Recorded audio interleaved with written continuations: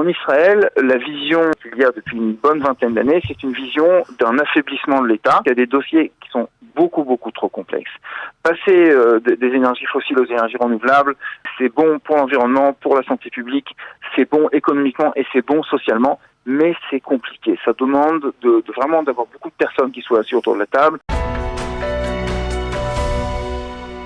Nous avons le plaisir d'être en ligne avec le docteur Yonatan Eichenbaum. Yonatan, bonjour, Boker Tov. Bonjour, Boker Tov, Daniel. Merci d'être avec nous. Je rappelle à nos auditeurs que vous êtes le directeur général de Greenpeace Israël et que vous êtes, on va dire, un des experts les plus renommés en Israël en matière d'environnement. Avec vous, nous voulions vous parler aujourd'hui, parce que c'est apparemment la journée de l'environnement. Alors, je dois vous avouer que je l'ai appris presque par hasard.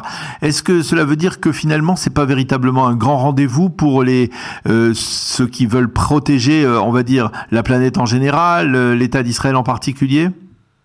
Ça ne l'est plus en fait. Ça l'était au départ quand le sujet n'était pas encore vraiment au cœur, on va dire au cœur du discours public, au cœur de nos préoccupations. Aujourd'hui, avec le réchauffement de la planète et avec l'ensemble des défis auxquels on fait face, c'est un petit peu tous les jours la journée de l'environnement, tant au niveau de l'activité politique à la Knesset ou dans les ministères, on va dire qu'au niveau des médias de manière générale, on s'en occupe un peu tout le temps quand il y a quelque chose à dire. L'environnement n'arrive toujours pas en Israël à la place qu'il occupe, on va dire, en France ou en Europe, mais néanmoins, c'est devenu quelque chose dont on s'occupe tous les jours. Donc, du coup, la journée spéciale de l'environnement, mondiale de l'environnement, ça me passe un petit peu, c'est un petit peu plus doucement, quoi. Pourquoi c'est si difficile pour l'État d'Israël, pour les autorités israéliennes de s'occuper de ce dossier? Est-ce que il y a politiquement, il y a des freins à une telle occupation, ne pas vouloir investir de budget à si long terme peut-être? Oui, il y a des freins nombreux. D'abord, les Israéliens aiment la nature, veulent la protéger, donc tout ça existe. La société israélienne a également un bon niveau scientifique. Donc on n'observera pas ce qu'on observe aux États-Unis, par exemple, une espèce un déni climatique ou des théories du complot là-dedans. En Israël, ça sera quand même beaucoup plus rare. Parce que il y a une culture scientifique beaucoup plus solide sur l'ensemble de la population. Mais néanmoins, il y a certains facteurs qui font que c'est très difficile. Le premier de ces facteurs, c'est l'impératif sécuritaire. Alors l'impératif sécuritaire, c'est d'abord objectif. Objectivement, on est dans une situation où on doit tout le temps faire face à des menaces, à des attentats, à des menaces géopolitiques, géostratégiques, etc. Mais également, il y a aussi un aspect psychologique, puisqu'en fin de compte, on s'habitue à penser de cette manière-là. Et donc on s'habitue, si vous voulez, à des menaces qui sont des menaces de guerre, des menaces d'attentats, et des menaces très diffuses comme la menace du réchauffement, comme les dangers liés à la pollution ou à la dégradation de l'environnement. Elles ont un impact absolument gigantesque également sur l'humanité, mais c'est beaucoup plus diffus. Et donc voilà. Donc la société israélienne n'a pas à ce niveau-là, on va dire, ce qu'on appelle en hébreu la shalvat nefesh, c'est-à-dire le calme et la tranquillité de pouvoir se libérer l'esprit. Le ministère de l'Environnement en Israël, Eichut HaSviva, qui est dirigé, si je ne m'abuse, aujourd'hui par Idit Silman, c'est un petit ministère. Est-ce qu'on peut par exemple comparer les budgets alloués à l'environnement en France et à Israël en pourcentage? C'est un ministère relativement petit. Il est, en termes de pourcentage de budget alloué, il est beaucoup plus petit que ce qui est alloué en France.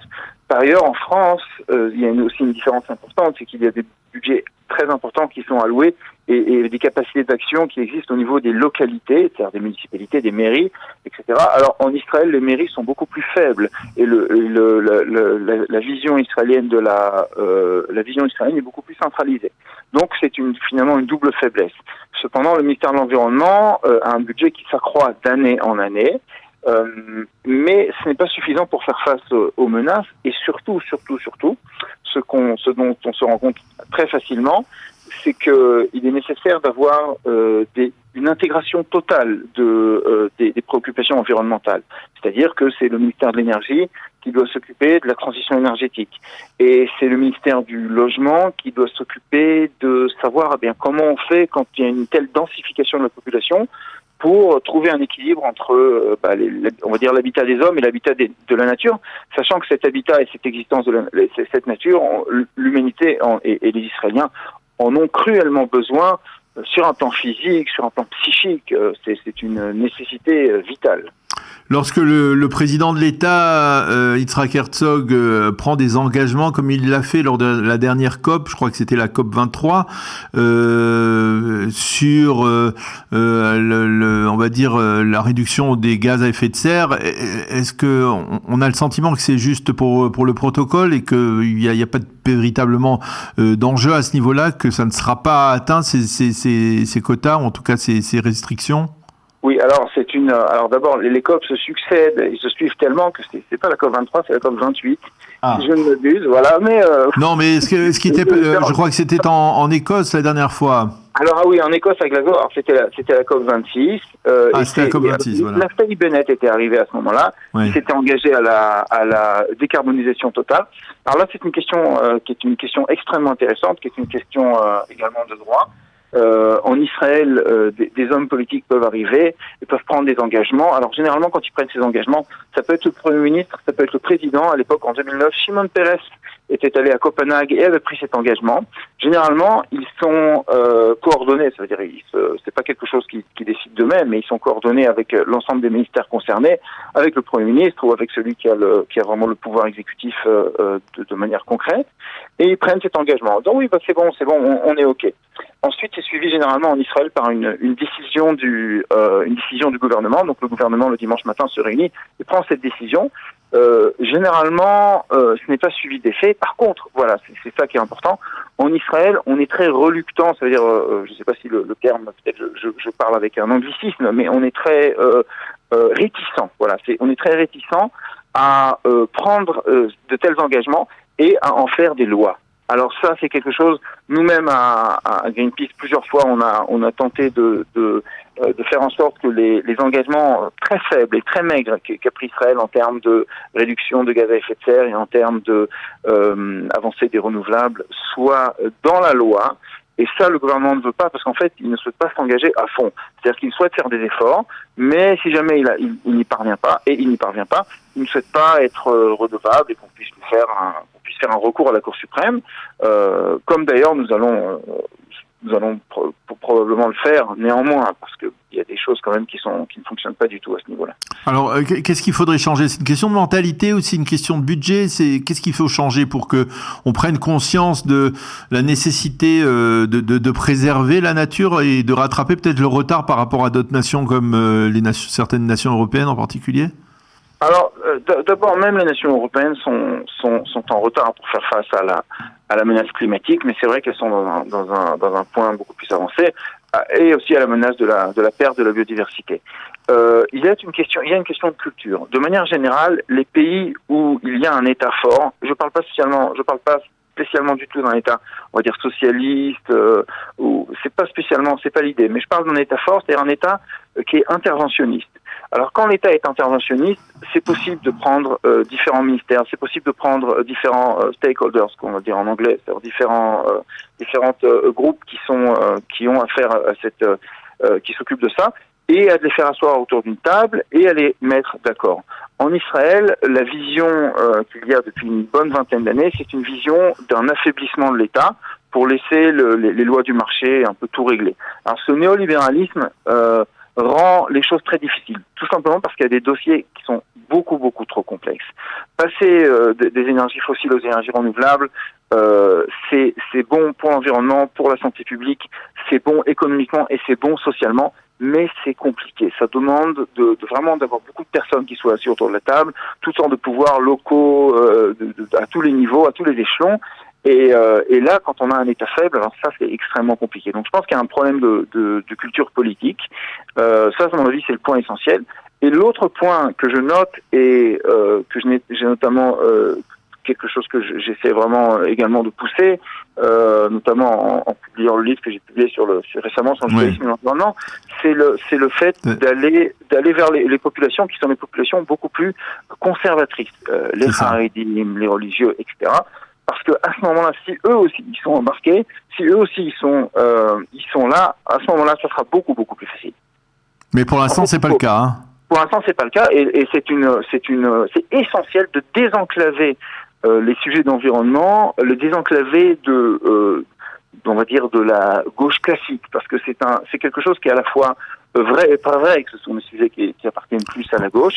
C'est absolument nécessaire et indispensable de le désenclaver, et que toutes les franges de la population, des plus conservatrices aux plus progressistes, s'occupe de ce sujet qui est un sujet qui nous concerne tous. Oui, alors effectivement, c'est votre livre Kaem Odmu Bereshit qui explique d'une certaine manière le lien qu'il y a entre la Torah et la halakha et la nécessité de préserver la nature et l'environnement. Vous en parlez par exemple dans des cercles orthodoxes en particulier, des cercles charedim, de ce lien? Oui.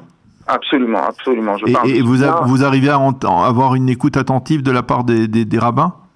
Oui. Il y a une écoute attentive de la part des rabbins. La situation est en train de changer de manière spectaculaire. Bon, c'est pas non plus encore, ça va sans doute pas assez vite et pas assez fort.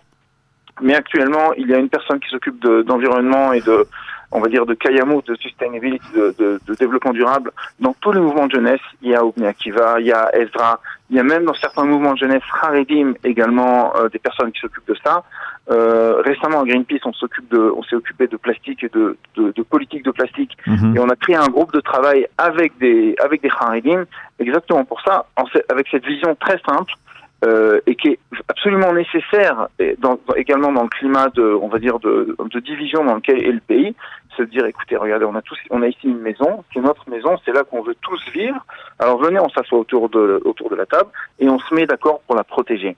Et donc finalement, on a là quelque chose qui est très important. Et je dois dire par rapport à ça que les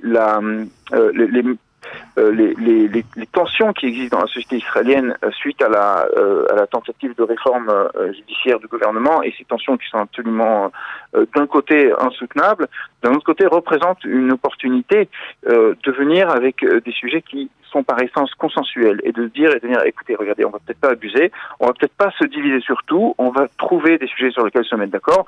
La protection de l'environnement, la protection de notre maison commune, ça c'est un sujet sur lequel on peut tous s'accorder, et à ce moment-là, la Torah va venir s'exprimer, et également d'autres éléments de la tradition. Eh bien, docteur Yonatan Eichenbaum, merci beaucoup d'avoir accepté de répondre à nos questions, donc malgré tout, à l'occasion de cette journée de l'environnement, qui, même si elle n'est pas fêtée, on va dire, de manière très solennelle en Israël, eh bien, est l'occasion, au moins pour nous, d'en savoir un peu plus, justement, sur la relation qu'entretient l'État d'Israël avec son environnement. Merci beaucoup d'avoir été avec nous ce matin. Bonne journée, à bientôt. Merci, bonne journée.